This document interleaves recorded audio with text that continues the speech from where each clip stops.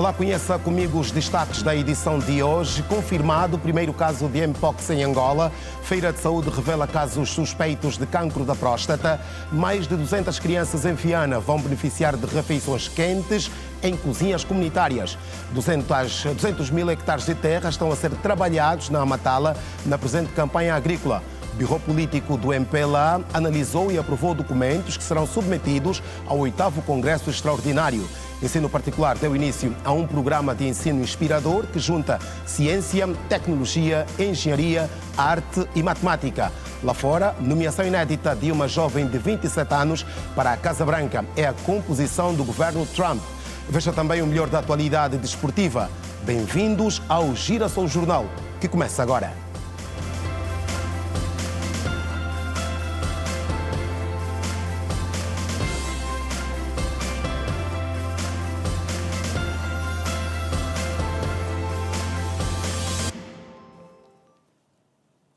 Ora, muito boa noite. O Ministério da Saúde confirmou hoje o primeiro caso de Mpox em Angola.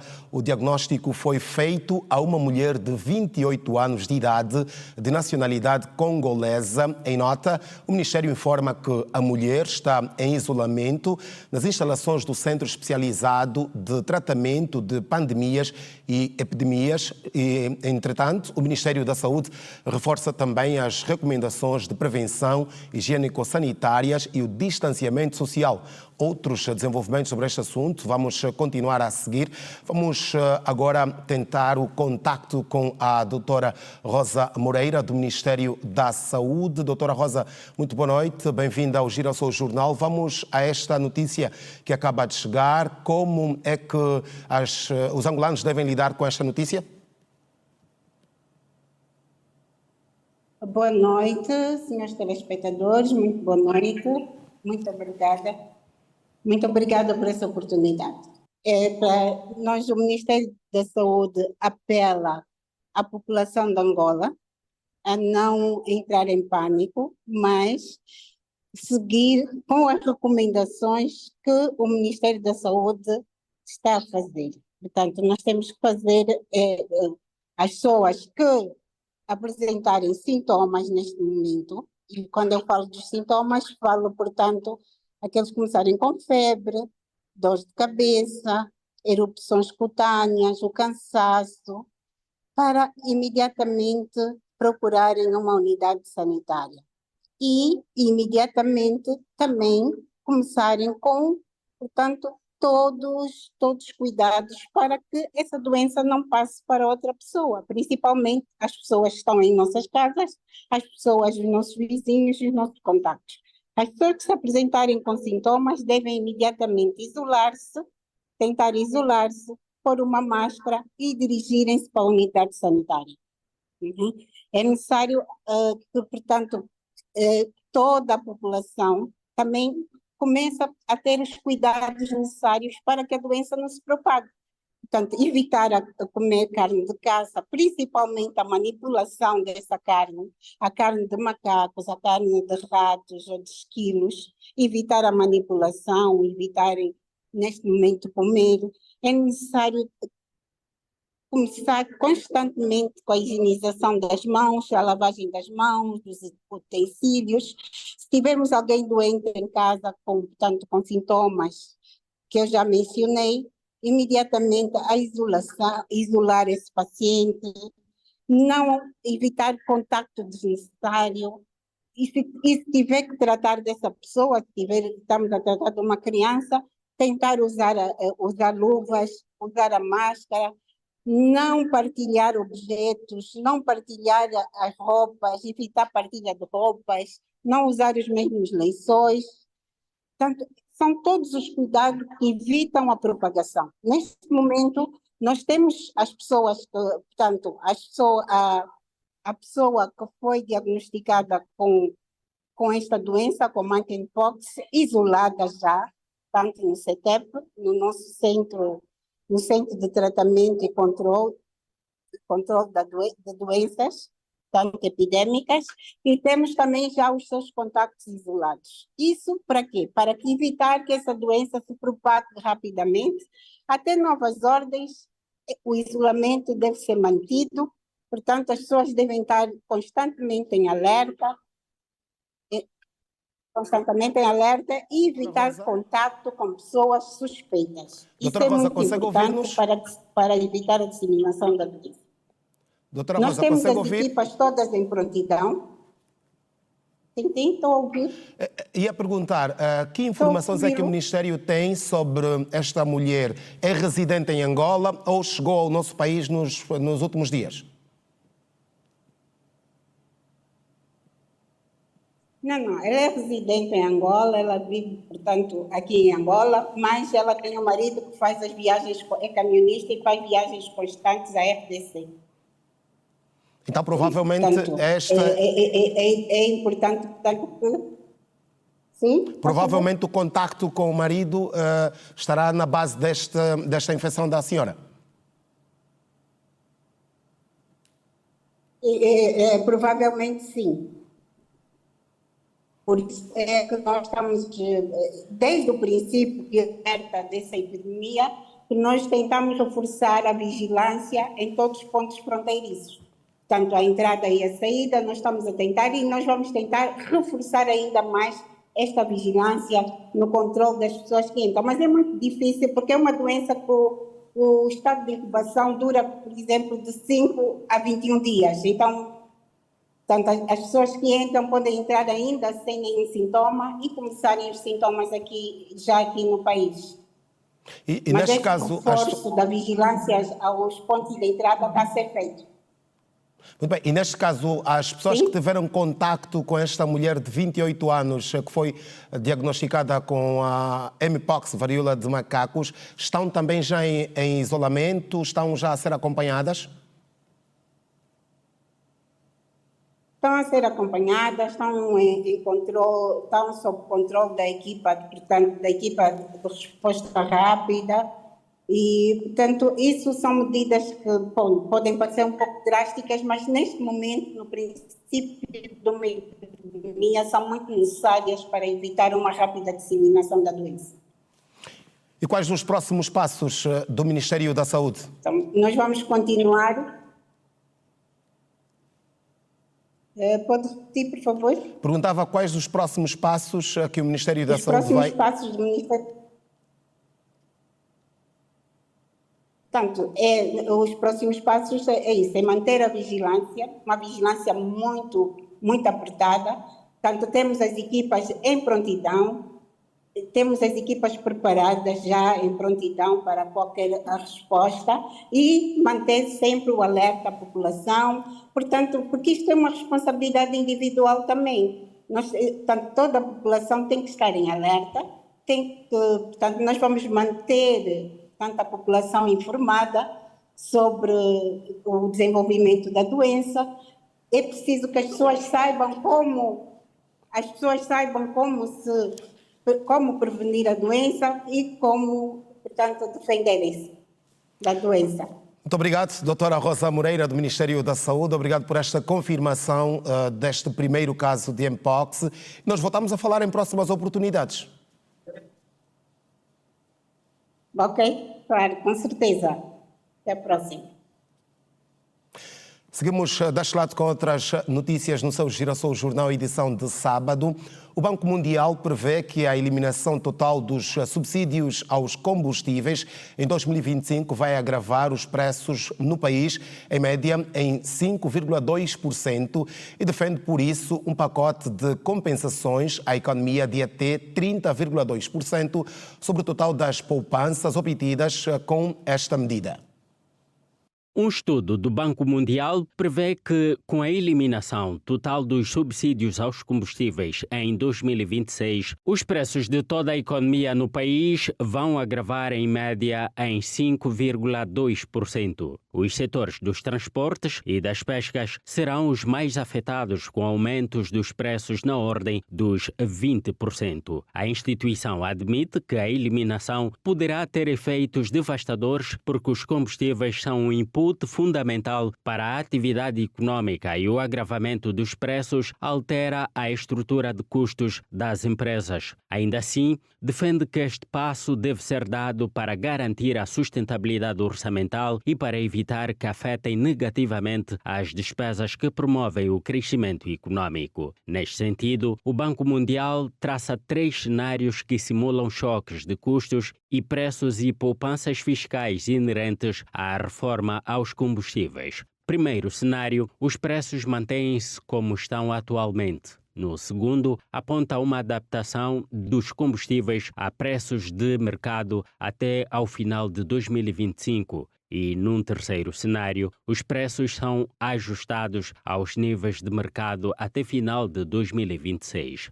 Vale referir que, atualmente, o preço da gasolina custa 300 kwanzas e o gasóleo 200 kwanzas, o que coloca Angola como o país com os preços dos combustíveis mais baixos na região da SADC e com o 4º menor preço de gasolina no mundo e 5º do gasóleo, segundo dados da Global Petrol Prices, a site que monitora os preços de combustível no mundo. Uma situação que acaba sempre por tornar o combustível de Angola cada vez mais apetecível nos países vizinhos, como a RDC, onde vai, muitas vezes de forma ilegal, maior parte do combustível do país. Contas feitas pela rede Girassol, se o governo decretasse o fim da subsidiação aos combustíveis, o preço real da gasolina seria 792 kwanzas e do gasóleo seria de 730 kwanzas por cada litro. Apesar do governo não divulgar um calendário exato para a atualização dos preços dos combustíveis, na proposta do Orçamento Geral do Estado 2025 está claro que a reforma vai continuar no próximo ano. Ora, e sobre este assunto, o economista Mário Bernardo reconhece que os subsídios acarretam custos elevados para os cofres públicos. Mesmo assim, considera que a discussão sobre a implementação da medida deve ser mais abrangente e envolver todas as forças vivas da sociedade angolana. As subvenções não são justas e é extremamente dispendiosa para o Estado. A sua retirada é justificada por não traz benefícios para a esmagadora maioria da população. É fundamental refletirmos sobre os seus benefícios, tendo em conta o processo que iniciamos há alguns anos atrás. Em 2025, 2026, deverá ser os anos em que o Estado, por via do Executivo, deverá retirar na sua totalidade. Em relação à sua retirada, o que nós recomendamos é que seja alargada a discussão no sentido de perceber o benefício real para a população e garantir uma maior equidade entre os setores, tendo em conta que o impacto no setor produtivo e assim como no setor dos transportes tem sido muito alto e afeta a população mais vulnerável, apesar do alargamento da cota social a nível do OGE.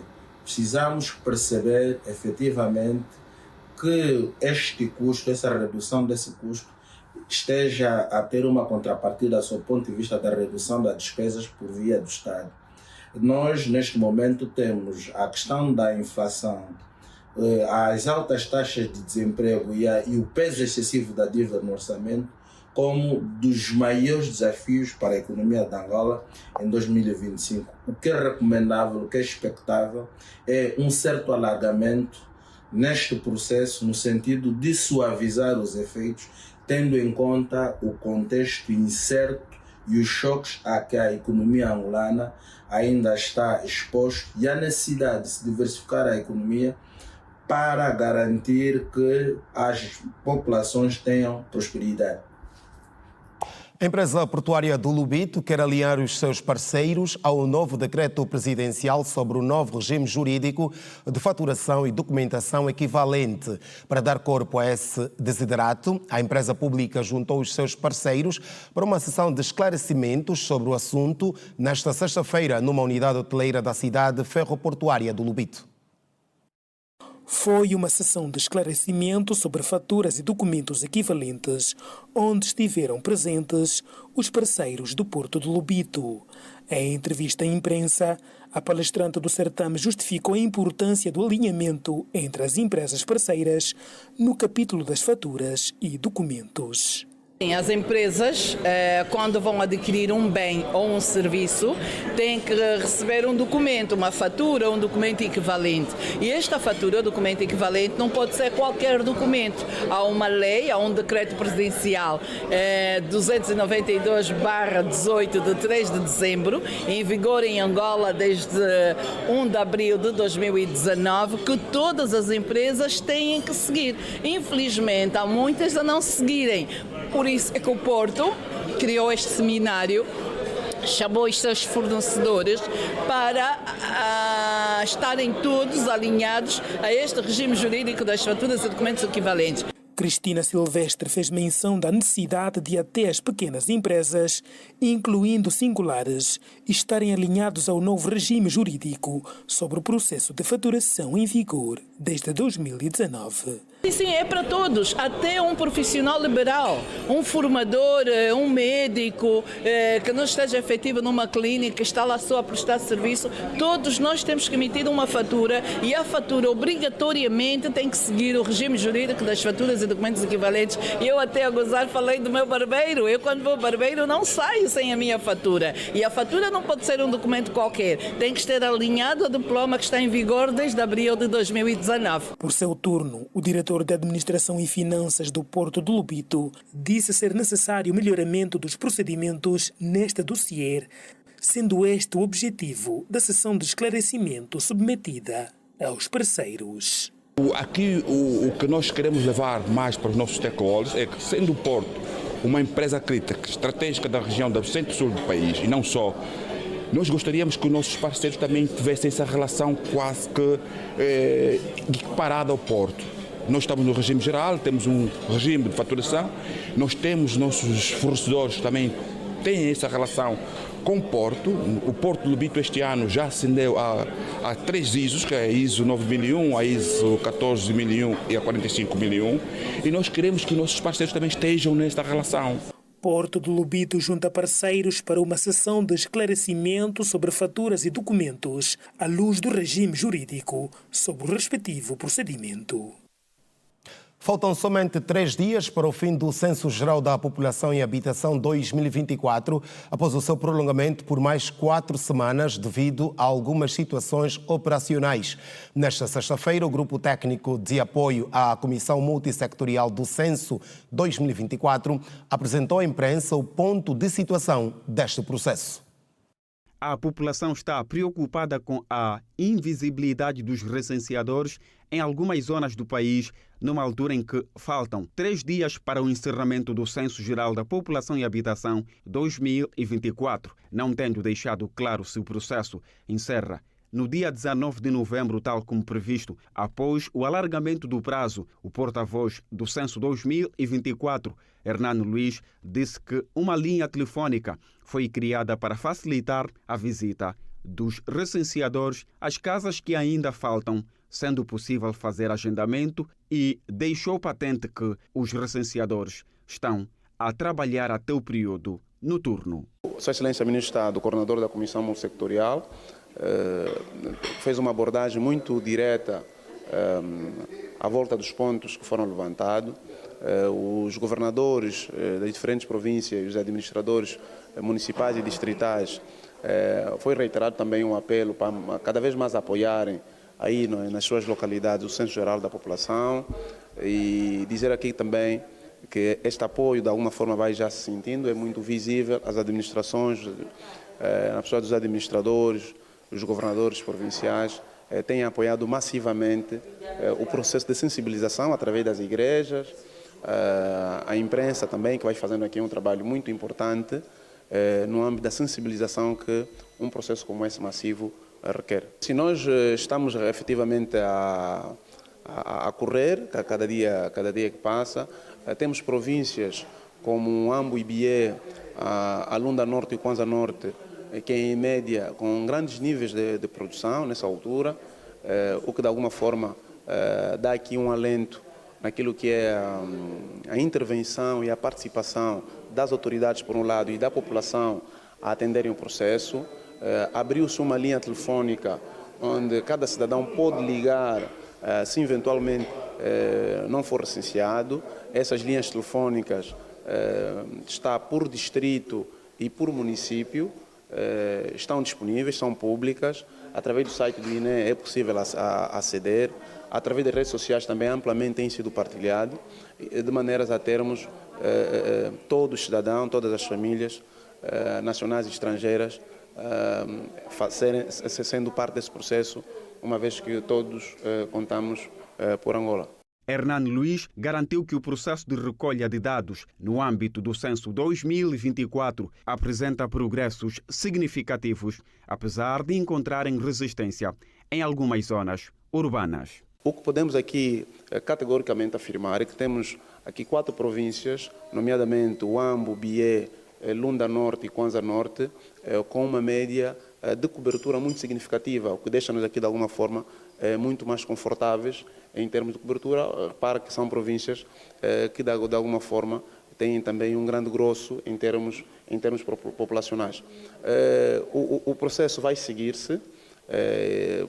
Nós agora estamos a recensear até no período noturno nos diferentes municípios, nos diferentes distritos, desde que haja sempre um alinhamento com os agregados familiares. A polícia também tem feito um cordão de segurança muito importante. Uma operação como essa requer sempre esse nível de apoio e temos tido, e tem sido realmente de destaque. Os recenseadores também vão junto dos agregados familiares, passando exatamente uma informação permanente da importância do censo, o que alguma gama da sociedade também vai denotando algum esclarecimento adicional, e temos feito através dos recenseadores também. Temos encontrado alguma resistência nas zonas urbanas.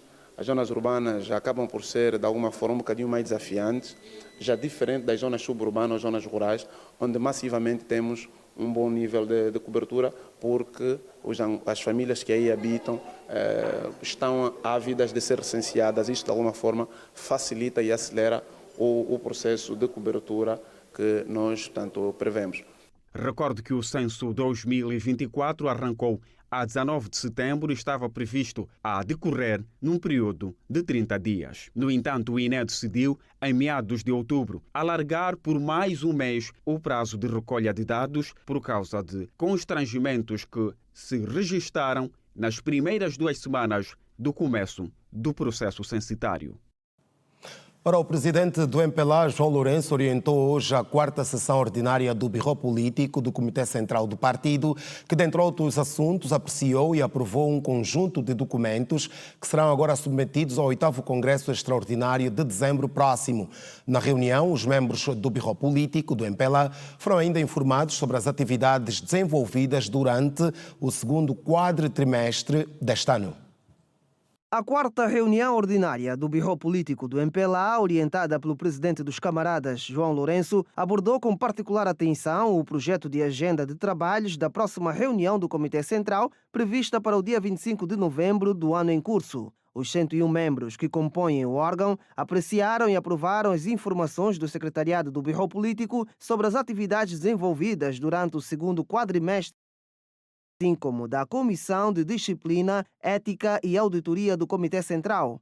Todavia, foi mesmo a questão relacionada com os documentos a serem submetidos ao 8º Congresso Extraordinário previsto para o mês de dezembro que dominou os debates, como explica Pedro Neto, secretário do Birro Político para os Antigos Combatentes e Veteranos da Pátria, que fez a leitura do comunicado final da reunião. Os temas para esse congresso serão a avaliação do período do MPLA desde a independência aos nossos dias, portanto, os desafios do futuro.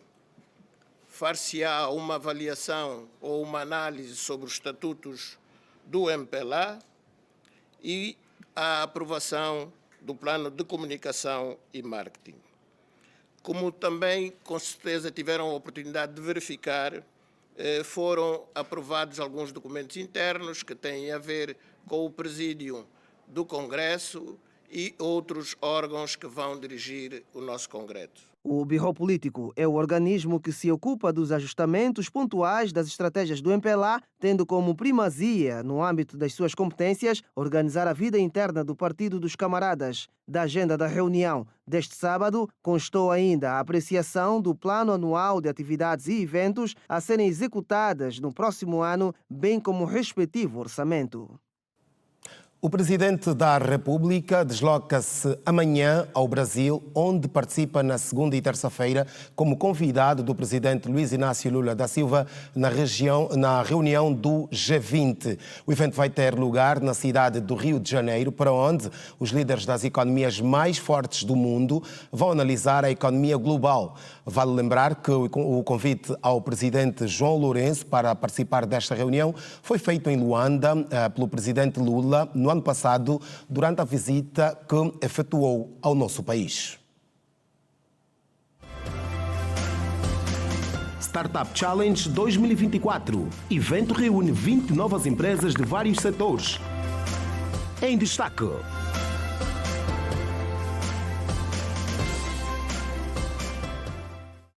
A Associação Nacional de Ensino Particular deu início a um programa de ensino inspirador que junta a ciência, tecnologia, engenharia, arte e matemática. O objetivo é despertar nas crianças um perfil neurológico. Participaram na atividade crianças da 3ª à 6ª classe com os respectivos encarregados de educação. Os alunos do ensino primário da 3ª até a 6ª classe inspiraram-se e mostraram as suas pequenas habilidades. Com ferramentas diversas entre as mãos, os baixinhos, com a ajuda dos pais e encarregados de educação, construíram casas com pedaços de madeira e outros equipamentos com recurso às tecnologias. Montamos tudo em conjunto até conseguirmos acabar. Usamos a chave estrela e os parafusos compridos e os pequenos. Primeiro vou pegar algumas chaves estrelas e alguns parafusos grandes e pequenos. Quando eu acabar de montar tudo, vou pegar algumas tintas e vou pintar. O pequeno Diogo, que inspirou-se tanto com materiais de carpintaria, já sonha em ser empresário quando for adulto para contribuir no desenvolvimento do país e ajudar outras pessoas. Quero ser empresário para ajudar o meu país nas condições e dar oportunidade às outras pessoas de terem emprego. Está a ser maravilhoso estar aqui a acompanhar os nossos meninos e estou a aprender muito com eles. Esse tipo de trabalho deve permanecer sempre para que os nossos alunos possam aprender a cada dia que passa. Tivemos que dar uma mãozinha porque o técnico ou o professor que é de arte é único, então usa a necessidade da gente ter que dar um apoio aos nossos meninos. Porque a maioria dos encarregados de educação, quando mandam os seus filhos para a escola, é para serem doutores, advogados e nunca pensando numa profissão técnica.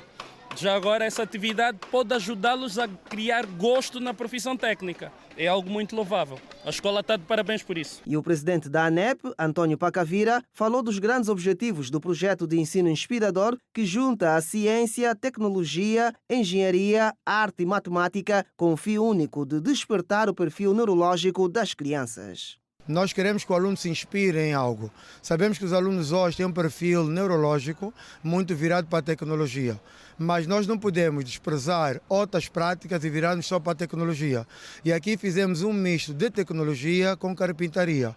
Os alunos, a partir de pedaços de madeira, construíram casas, das casas construíram cidades, construíram aeroporto e com o uso da tecnologia, abraçamos aqui, que isto é um projeto que junta 2 colégios no caso, e então trouxemos 2 experiências que juntando deu neste resultado. António Pacavira adiantou que o projeto deverá estender-se para outros estabelecimentos de ensino privado. E nós vamos tornar isso normal e regular. Vamos manter, além da intencionalidade, vamos manter a intensidade. E desse projeto ele é abrangente da 3ª à 6ª classe. E então vamos continuar a trabalhar, porque isto aqui desperta, na verdade, para outras profissões. O projeto de ensino inspirador é uma iniciativa da Associação Nacional do Ensino Particular, ANEP. Acontece o segundo Startup Challenge, edição 2024, no Morro Bento. O evento reúne 20 novas empresas dos setores da agricultura, hotelaria, agronegócio, turismo, engenharia, marketing e outros. Maurício criou uma empresa que permite associar a inteligência artificial com a realidade virtual nas escolas convencionais e explica de que forma vai funcionar. Nosso projeto, o currículo todo é baseado com a realidade virtual, com a inteligência artificial, coisas que não são exploradas nas escolas tradicionais. Então é isto que nós partilhamos aqui, a nossa intenção, de maneira a colocar todos os jovens dentro daquilo que é o mundo global, a comunidade global. A Startup Challenge 2024, promovida pelo programa 1000 Projetos de Negócios, é uma plataforma de apoio ao empreendedorismo nacional que oferece assessoria empresarial grátis. De princípio, eu não tinha nenhum conhecimento sobre cálculos, não é? Então, essa assessoria ajudou-nos a ter um business model mais consistente. Eu só tinha a ideia e não sabia como torná-la real. Então, essa assessoria ajudou bastante na realização do projeto. Nós, ao longo do ano, recebemos cerca de 700 projetos, mas a intenção para que as pessoas realizem o empreendedorismo, a taxa de conversão é muito baixa. Nós temos estado a ter por volta de... Tivemos a escutação de cerca de 130 projetos. Dos 130 projetos, as pessoas não continuam no projeto porque muitas das vezes não têm a paciência de esperar o processo da realização das competências técnicas para que cada um na sua área possa modelar o seu negócio. Mauro Bona fala de que forma o seu projeto audiovisual vai impactar a sociedade angolana. Nós mostramos a criatividade através do audiovisual. A nossa função é diversificar e aprimorar o setor industrial ligado ao audiovisual.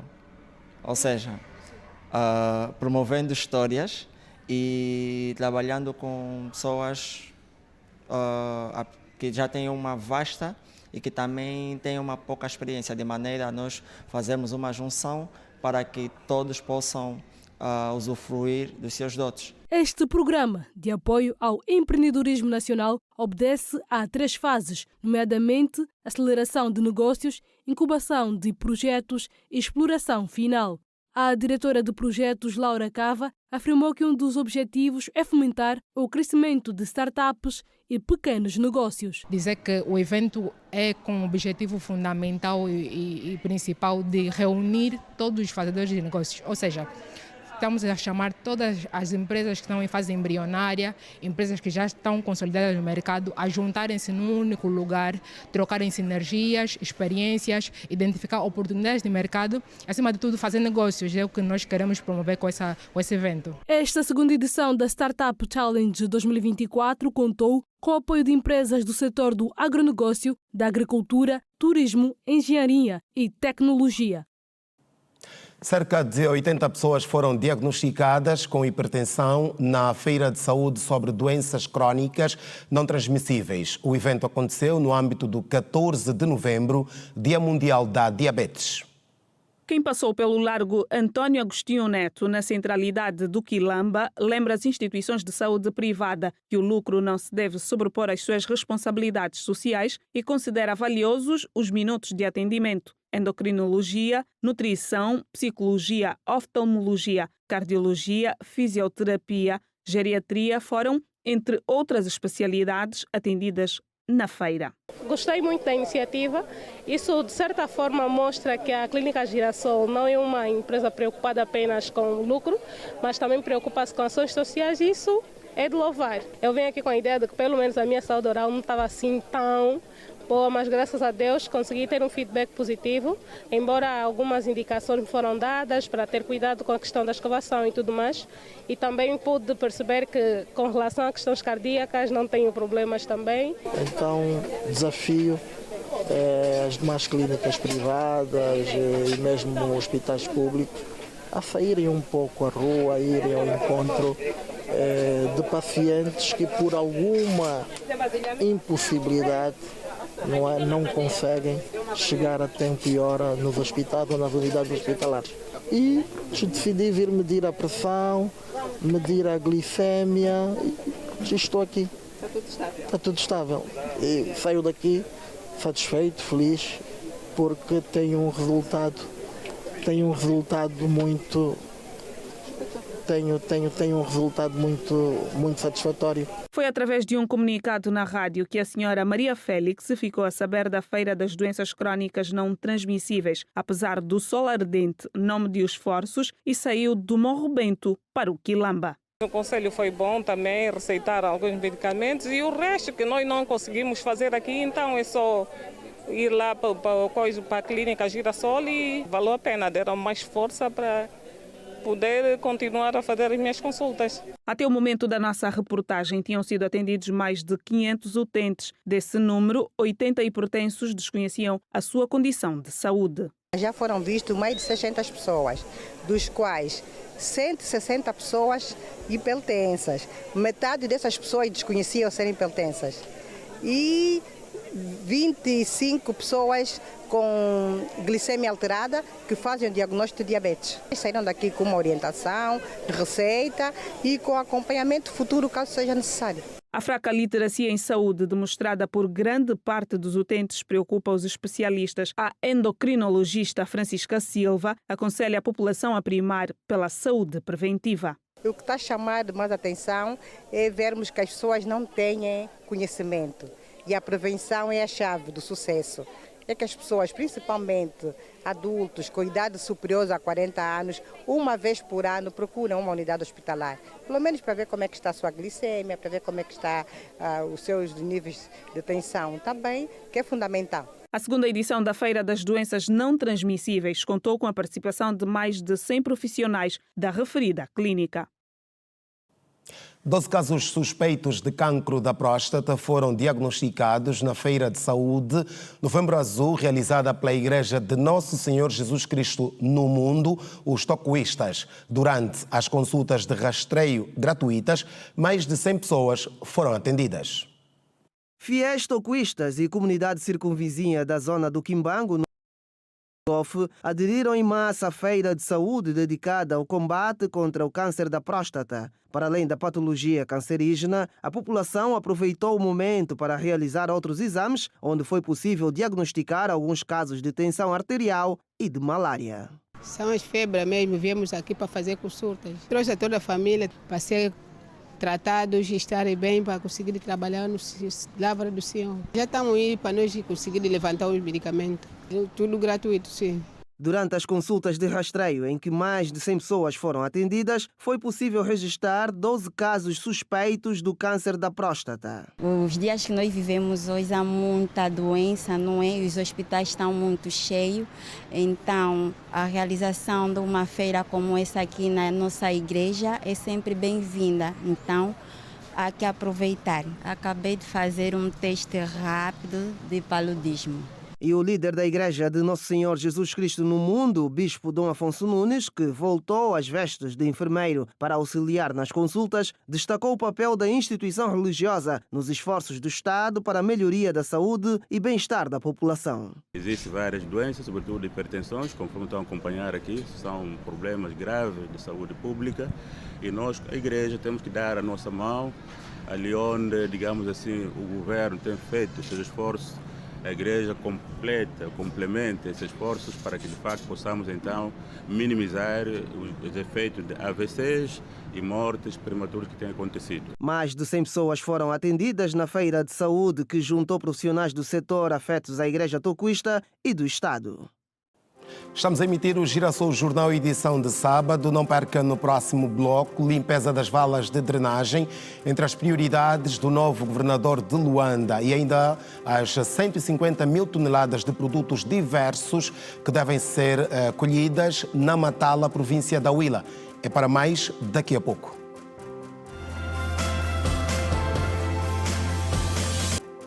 O governador da província de Luanda, Luís Nunes, reuniu-se nesta sexta-feira com empresários a fim de solicitar ajuda para a limpeza das valas de drenagem para mitigar os efeitos das chuvas.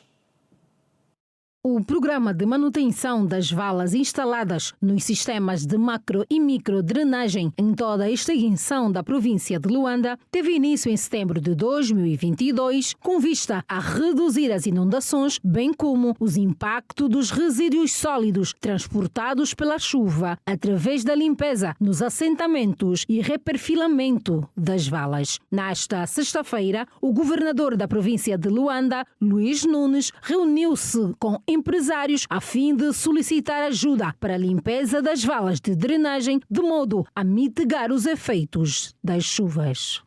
O martírio aqui de Luanda, eu precisava da ajuda dos empreiteiros. Nós não temos, a nossa estrutura não está à altura de assumir esse trabalho. Então queria ver com vocês como é que nós podíamos conciliar entre nós e vocês. A minha diretora ou o diretor vão fazer uma apresentação das valas de drenagem e os problemas que nós temos acerca do lixo e onde é que vocês podíamos dar uma ajuda. A diretora da Unidade Técnica de Gestão de Saneamento de Luanda, Zinilda Mandinga, apontou durante o encontro os pontos mais críticos. Os pontos críticos prendem com aquela parte das linhas de águas que serpenteiam as zonas mais destruturadas. Nomeadamente, estamos a falar do município de Calambaquiás, a linha d'água que nós conhecemos como Rio Cambamba, atrás do aeroporto. Estamos a falar também ali na zona do bairro Malangino, que é a interseção entre a vala do Kazenga Cariango e o Senado da Câmara. Estamos a falar da linha d'água do Soroca, que é aquela que vai dar ali próximo à comarca de Luanda. Estamos a falar também daquelas zonas ali próximo da Lagoa do Coelho, comarca de Viana, e sem esquecer também a zona do Cacoaco. Estamos a falar daquela zona das Salinas, ali no bairro dos Pescadores. Acabam por ser zonas de rebentamento da água pluvial que precisam estar agora desobstruídas para que a água então tenha o seu caminho normal até o mar. Mais de 7 empresas participaram no encontro e mostraram disponibilidade para ajudar o governo provincial nesta empreitada. A Sinohidro está empenhada em ajudar, como outras empresas. E nós, Sinohidro, também apelamos aos outros empresários, não só empresas de construção, mas outros empresários que não estejam na área, que possam ajudar alguma dificuldade nesta situação das valas de drenagem. Nós já temos 2 caminhões na zona de Viena, basculantes, a carregar o lixo das valas de drenagem, e vamos tentar, com a equipa técnica do GPL, eles solicitarem onde querem. Estão disponíveis já mais 3 caminhões basculantes para esse apoio durante 15 a 20 dias. Na reportagem desta semana fomos a Cabinda. Os repórteres Eliseu Dombele e João Chico trouxeram a exploração da madeira e a reflorestação de áreas desmatadas no pulmão de Angola, a floresta do Mayombe. Vamos rever.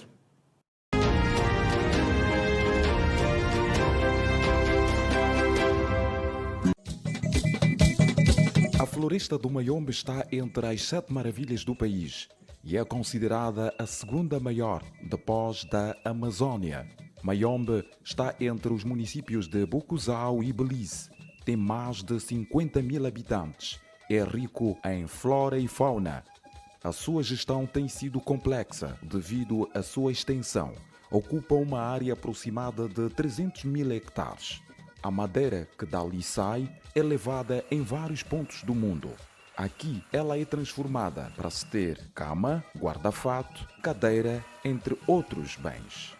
Esses bens são vendidos em outras províncias para além de Cabinda. Estamos no conhecido Mercado da Madeira. Ela já existe há mais de 40 anos. O objetivo deste mercado exclusivo é somente para a venda da madeira. Aqui nós encontramos todo tipo de madeira. A mais barata está no valor de 6.500 kwanzas. A mais cara vai entre 15 a 16 mil. Os carpinteiros e marceneiros dizem que este preço é muito alto. Para a conferagem de casa ou construção de casa é o limba. Depois vem outros que são mais puxar e depressar, porque aqueles outros fazem mobília, portas, janelas e do resto. Tem madeira de 15 mil, tem madeira de 12 mil, o preço alterou porque madeira da mata já não sai para a cidade, é muito caro. Cabinda é a segunda floresta do mundo, para não tirar uma zona, né? Então fica muito feio, humano como jornalista, comprar um guarda-fato a 150 ou a 200 mil kwanza. Estamos aqui planeta isso, sabendo que aqui temos todo o material, não é que pode produzir um guarda-fato ou muito mais ainda. A madeira é reproduzido, ou se não é produzido aqui em Cabinda. Mas em contrapartida, os preços da importação lá fora que eles vão vendendo é igual a nós que estamos aqui, o povo, que se compra. A floresta do Mayombe ocupa cerca de 300 mil hectares. Aqui nós encontramos de tudo um pouco. A madeira, o ouro, entre outros minerais. Mas vale dizer também que a floresta do Mayombe desempenha um papel muito importante no equilíbrio do ecossistema. Dissemos que aqui encontramos de tudo um pouco, mas nem tudo é permitido a explorar.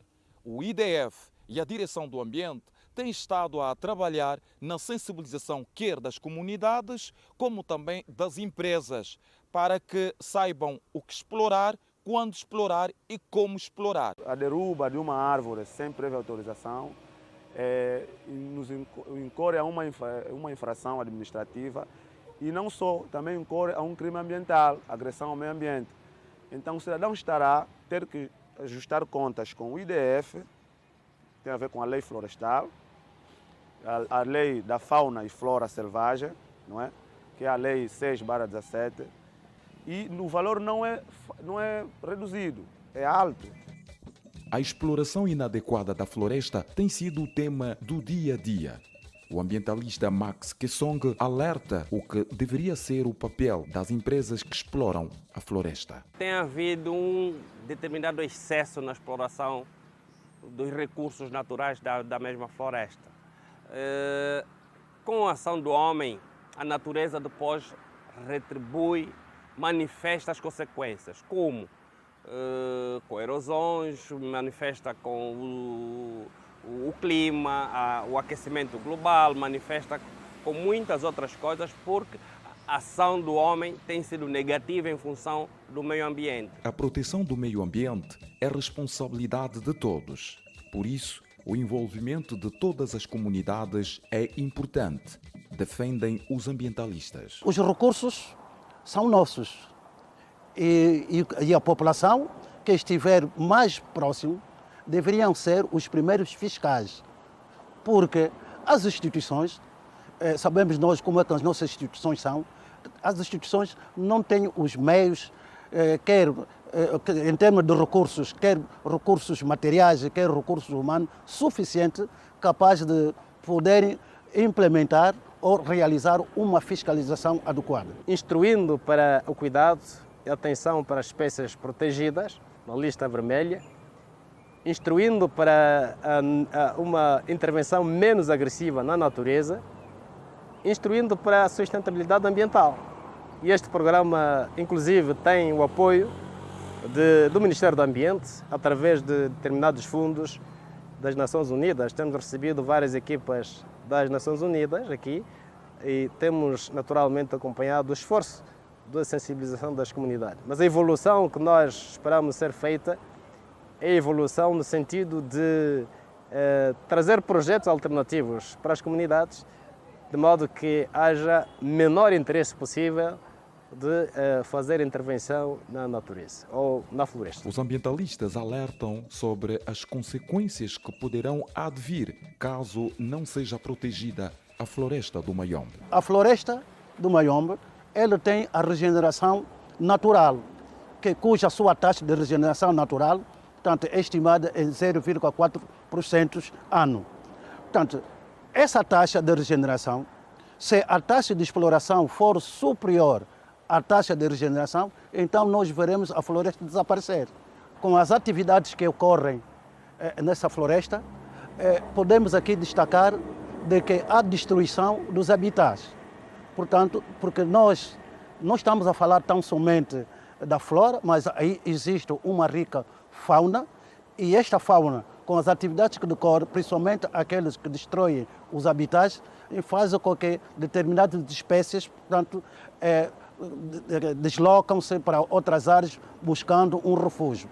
Portanto, temos a responsabilidade de colaborar de maneira solidária com o IDF, com a Secretaria Provincial da Agricultura, Pesca e Pecuária, para, em conjunto, desenvolvermos ações que protejam o meio ambiente, que acautelem que não haja agressão danosa ao meio ambiente. Nós estamos todos no mesmo lugar. O ecossistema, vamos dizer assim, de maneira simplificada, tem a parte da fauna e da flora. A fauna, estamos a falar dos animais, a flora, das árvores, das espécies. E, portanto, o ambiente é o mesmo. Deixemos um ambiente melhor do que nós encontramos.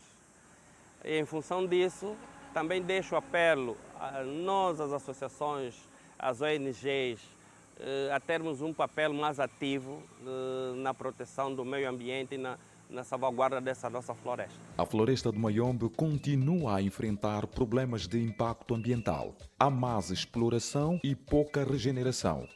Todos são chamados a participar na proteção e preservação da floresta do Mayombe.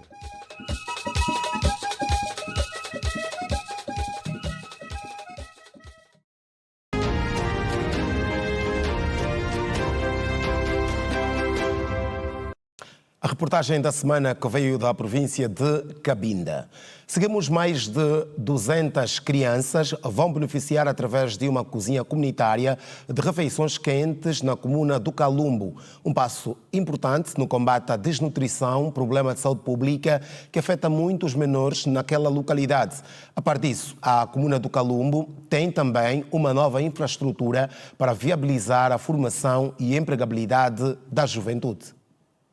A infraestrutura alberga 3 cooperativas profissionais de corte e costura, salão de beleza e lavandaria. Foram preparados para levar o barco a bom porto, um total de 30 profissionais. O administrador adjunto para a área política e social das comunidades de Viana, Paulo Maca, na qualidade de coordenador do programa de combate à pobreza, esclareceu que a estratégia de juntar as cooperativas é uma inovação e visa atingir o maior número de cidadãos na localidade e evitar a comercialização indevida dos equipamentos. Algumas pessoas que acabam de receber kits individualizados chegam ao ponto de não dar o aproveitamento para o qual foi entregue, mesmo sendo da iniciativa do beneficiário a solicitar esse kit. Muitas vezes os kits são vendidos e não conseguimos ter então o testemunho daquilo que é o desenvolvimento, daquilo que é de facto o resultado da entrega desse kit. Agora optamos em criar cooperativas de muitas famílias, portanto vulneráveis, e que temos estado já a registrar grandes avanços. Portanto, essa é mais uma experiência de empregabilidade que nós estamos a procurar ensaiar para ver se possamos então diminuir aquilo que é a vulnerabilidade no seio das nossas comunidades. Maria Augusta e Lúcia Mateus, 2 beneficiadas, acreditam estar dado um passo rumo à independência financeira e ao empoderamento das mulheres. Estou aqui a me formar porque é a minha oportunidade de ganhar a minha independência financeira, porque a vida está difícil para todos e com isso já é uma boa oportunidade de poder me formar para sustentar a minha família. A oportunidade, o empoderamento, sem esquecer, é ajudar também os outros naquilo que concerne os trabalhos, é ensinar também para transmitir conhecimento. É um regozijo poder contribuir para a formação dos jovens da comunidade do Calumbo, diz, visivelmente emocionada, Alcina Anabela, que aprendeu a costurar na República da Zâmbia. É alegria para mim. É alegria para mim, é alegria para a comunidade, é alegria para todas as famílias minhas. Sinto muito alegre hoje, porque nunca sabia que um dia na comunidade eu vou ser alguém. Muitos outros não têm essa oportunidade, mas eu hoje estou a ter essa oportunidade. Demétrio de Sepúlveda entregou também à comunidade uma cozinha comunitária, salvaguardando a refeição de mais de 200 crianças. O Programa de Desenvolvimento Local e Combate à Pobreza não só vai na vertente de apenas dar, mas também de dar oportunidade para as pessoas começarem a tirar rendimento. E esta cozinha comunitária tem essa particularidade. Nós vamos abrir um campo que vai trabalhar para a cozinha comunitária. Aqui mais ou menos 200 a 300. Se nós dermos conta, temos feito aqui várias atenções e também contamos com a boa vontade de muita gente que tem estado a fornecer aqui sopa solidária e vamos passar agora a fazê-lo aqui na cozinha comunitária de Calumba. A festa caloria não é de tristeza, que não é de alegria e também sabendo que tem alguém que está feliz, que está beneficiado do meu suor. Olha como está mesmo a me ver, ando de 2 muletas com 2 canadianas, mas graças a Deus é com essas canadianas que eu consigo dar algum sorriso, roubar um sorriso a uma criança. Uma atenção que parece estar a dar vida ao calumbo, na visão do Soba Domingos Pedro. Naturalmente vai minimizar bastante as dificuldades da nossa comunidade. Com essa atenção que o município tem dado, acho que vai ganhando vida. As infraestruturas foram construídas no âmbito do Programa Integrado de Desenvolvimento Local e Combate à Pobreza. 200 mil hectares de terra estão a ser trabalhados na Matala para a presente campanha agrícola. Participam na campanha 92 associações de camponeses e 46 cooperativas, com uma previsão de safra de 150 mil toneladas de produtos diversos. No município da Matala, na província da Huila, estão a ser trabalhados 200 mil hectares de terras aráveis na presente campanha agrícola. A previsão é de uma colheita de 150 mil toneladas de produtos diversos, com realce para cereais e hortícolas, segundo o diretor municipal da Agricultura. Esta campanha nós temos uma grande previsão de perto de 200 mil hectares que serão instalados para uma produção média de cerca de 150 mil toneladas de produtos diversos. Bem, as chuvas estão a ser regulares e estão a dar bons indicadores. Isto coloca-nos mais tranquilos e já se prevê que vai ser um ano agrícola muito produtivo. O ano agrícola no município da Matala conta com a participação de 92 associações de camponeses e 46 cooperativas que já beneficiaram de sementes, fertilizantes e outro material de trabalho. Na presente campanha estarão envolvidos cerca de 46 cooperativas agrícolas, 92 associações de camponeses. Estes já receberam da administração fertilizantes, 12-24-12, sulfato de amônio, sementes de milho, maçango, maçambala e feijão, algumas hortícolas também, e também distribuímos alguns utensílios de trabalho, enxadas, katanas, também algumas motocultivadoras. E desta vez, através de uma empresa, o município beneficia também de um kit de máquinas com 5 tratores, que irá diminuir a grande dificuldade que os agricultores têm tido no início da campanha agrícola. E para os agricultores da região, o momento é de arregaçar as mangas e trabalhar a terra. Nesse momento é a preparação da terra para meter já batata, alho, cebola, repolho. Que é a batata, cebola, o alho, o tomate. Temos aqui 650 hectares para serem preparados neste momento, para metermos as hortícolas. Nomeação inédita. A mais nova de sempre na Casa Branca tem 27 anos. Em destaque.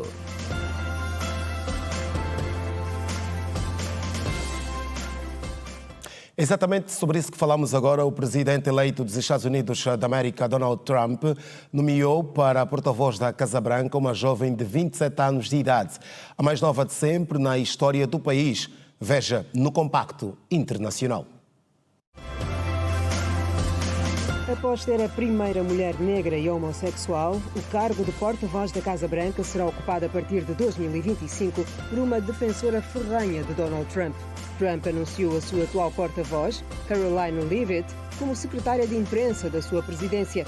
Leavitt será a pessoa mais jovem a ocupar o posto, uma espécie de rosto da Casa Branca para a imprensa. Nascida em New Hampshire, Leavitt foi a porta-voz da campanha do republicano ao longo deste ano. Antes, em 2022, concorreu à Câmara dos Deputados, mas perdeu. Também foi assistente de imprensa de Trump durante o primeiro mandato do republicano. Os presidentes dos Estados Unidos, Joe Biden, e da China, Xi Jinping, terão neste sábado, em Lima, no Peru, a sua última reunião bilateral antes de Donald Trump retornar à Casa Branca. Os dois governantes geriram uma das maiores tensões recentes entre as duas principais potências económicas do planeta, que envolveu acusações de espionagem e ameaças de rompimento de acordos bilaterais. Biden e Xi vão encontrar-se após o encerramento do Fórum de Cooperação Económica Ásia-Pacífico, que foi criado em 1989 para promover o livre comércio e que Donald Trump poderia enfraquecer com as suas políticas protecionistas. A aliança é integrada por 21 economias que representam 60% do PIB global, como o Japão, a Coreia do Sul, o Canadá, a Austrália, a Indonésia e o México. Este será o terceiro encontro oficial entre os atuais líderes dos Estados Unidos e da China. Ambos estarão juntos na reunião do G20, que arranca na segunda-feira no Rio de Janeiro, Brasil. Na Geórgia, o líder da oposição atirou tinta preta para o rosto do presidente do Tribunal Eleitoral. O gesto é uma forma de protesto contra os resultados das eleições. Na imagem é notável que o presidente do tribunal se pronunciava quando o líder da oposição se aproxima com o recipiente à mão e atira o conteúdo para o rosto do orador. Prontamente, os outros membros da mesa se levantam em reação ao sucedido. A sessão teve de ser interrompida para a limpeza da sala.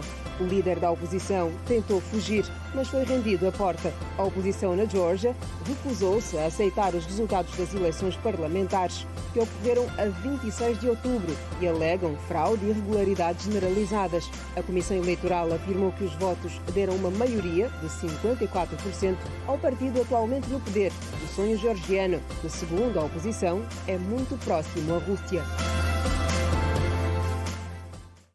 Ainda da atualidade internacional, um incêndio num hospital de Jhansi, no norte da Índia, matou 10 recém-nascidos na madrugada deste sábado.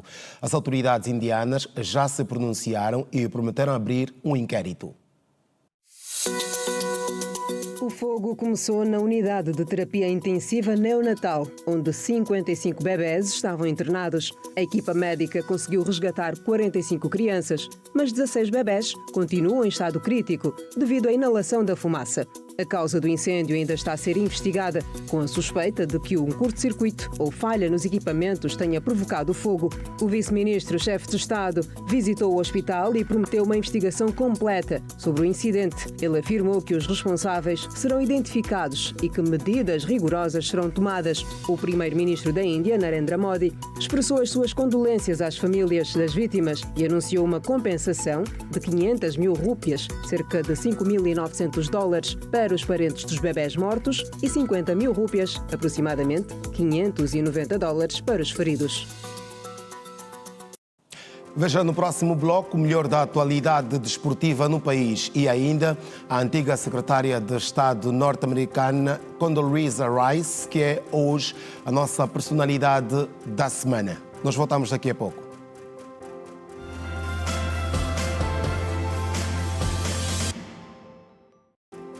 Estamos de volta para o último bloco do Girassol Jornal. Olhamos para a atualidade desportiva. O Cabos-Corp de Palanca voltou às vitórias neste sábado, após triunfo sobre o Santa Rita de Cássia, em partida a contar para a 10ª jornada do Gira-Bola. O Cabos-Corp do Palanca recebeu e venceu o Santa Rita de Cássia por 2-0 em pleno estádio dos Coqueiros, em Luanda. A equipa da casa abriu o placar na primeira parte, com um golo deste avançado Isaac que vemos nas imagens. Depois de sofrer, o Santa Rita mostrou-se mais ousado e procurava pelo golo, mas a primeira parte terminou com a vantagem do Cabos-Corp do Palanca. Na segunda metade, o Cabos-Corp lançou uma unidade mais fresca, o avançado Filhão, que na cobrança de um livre longo conseguiu colocar a bola na barra, ameaçando a equipa adversária. Eram tantas tentativas dele que não davam em golo, até que de bola parada, um livre bem batido aos 90 minutos fez mexer as redes. Filhão anotou o 2-0, sorriu a equipa da casa. Bento Cangamba, presidente do clube do Palanca, mostrou-se animado e disse que é normal ter momentos de caídas. O posicionamento da nossa equipa é má, mas é campeonato. Estamos a trabalhar para a equipa ficar em cima. A equipa vai ficar em cima, isso é campeonato. Campeonato é assim. Não é, começamos mal, não quer dizer que vamos terminar mal. Começamos mal e vamos terminar bem. É campeonato. E o treinador adjunto do Santa Rita, António Dicas, reconheceu a superioridade do adversário e falou de problemas de saúde no seu plantel. Viemos preparados para podermos contrariar o favoritismo do Cabo Score. Mas em soma que pronto, nós tivemos um pouco apático, mas também digo que a equipa não é esta, porque nós temos muitas mazelas, nós temos jogadores que estão lesionados e alguns que estão com paludismo. Mas foi um bom jogo para nós, né? Porque a nossa equipa soube contrariar um pouco o favoritismo do Cabo Score, né?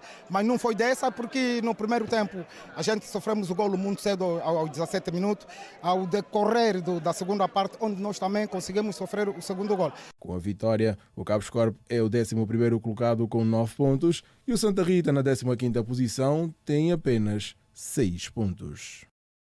12 das 15 províncias votantes elegeram novamente Leonel da Rocha Pinto para continuar a dirigir o Comitê Paralímpico Angolano por mais 4 anos. O processo foi célere, de acordo com o presidente da Comissão Eleitoral, Domingos Torres Júnior, onde os votos foram colhidos de forma presencial e online com as províncias envolvidas no pleito eleitoral. Penso que a Comissão Eleitoral, indicada na última Assembleia do Comitê Paralímpico Angolano, cumpriu com o seu dever, com imparcialidade, e hoje realizamos o ato eleitoral de 2 formas, uma via presencial com a Associação Provincial de Luanda, e as 11 províncias tiveram que fazê-lo via online, porque não podiam estar aqui presentes para fazer a sua votação. Leonel da Rocha Pinto, o presidente reeleito, explicou a razão que esteve na base das 3 províncias não votarem e avançou que haverá inovação na continuidade de projetos. Bom, não direi contra, porque não houve. É dizer que estes que não votaram ainda porque não têm a sua situação regularizada e vão resolver de certeza. Creio que sendo uma lista de continuidade praticamente, já tivemos aqui a reunião e recebemos a contribuição de todas as províncias, aqui na reunião que tivemos aqui presente, preparatória, e dizer que temos a responsabilidade de dar continuidade dos projetos e inovar com outros projetos que agora portanto, fazem parte da carteira, portanto, para este mandato. O número 1 do Comitê Paralímpico Angolano garantiu que a pretensão é capacitar mais atletas e ter mais modalidades nas competições em que o país está inserido. E o centro será o coração tanto do Comitê Paralímpico Angolano, porque temos a responsabilidade de aparecer nos próximos compromissos, tanto nacionais como os africanos e os paralímpicos, com maior número de atletas, com maior modalidade, e para isso o centro vai servir e vai ter um papel muito importante na formação, e essa gestão tem que ser feita, portanto, de acordo com os compromissos que estamos aqui a assumir. E para aqueles que não podem competir profissionalmente, o desporto recreativo não está de fora dos planos do Comitê Paralímpico Angolano para maior inclusão. E também podemos implementar o desporto de recreação para aqueles que não puderem participar como atletas de elite, porque a convivência é importante. Portanto, eu espero contar com o vosso apoio da imprensa para seguirem aquilo que estamos aqui a prometer, para vocês poderem ser os porta-vozes daqueles que não podem estar presentes neste compromisso que estamos aqui agora a assumir. O Comitê Paralímpico Angolano comemorou 30 anos de existência a 10 de novembro deste ano e o elenco eleito toma posse no dia 30 do corrente mês. Ora bem, a personalidade desta semana é a cientista política, professora universitária e diplomata norte-americana Condoleezza Rice.